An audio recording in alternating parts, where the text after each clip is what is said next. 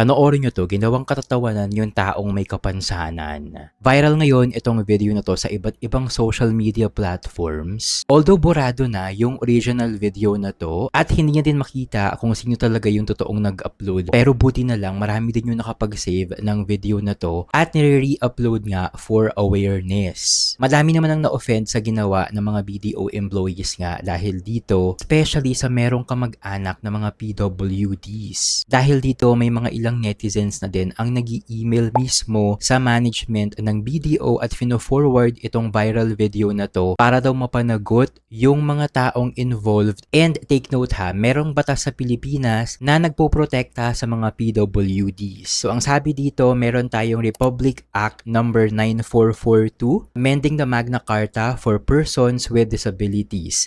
It strictly prohibits making fun of, publicly ridiculing, or vilifying persons with disabilities with penalties including fines 50,000 to 100,000 for first offense and imprisonment for 6 months to 2 years. As such acts are considered abusive and can cause humiliation. So ayun no, mukhang may masususpend or mahatanggal sa trabaho dahil nga dito sa viral video na to. Pero mag-antay pa rin tayo ng official statement ng BDO if ever na maglalabas sila kung ano ba talaga yung gagawin nilang penalty sa mga employees na lumabag sa RA number 9442. Pero kayo ba, anong masasabi nyo dito sa viral video na to? Comment kayo sa baba ng video.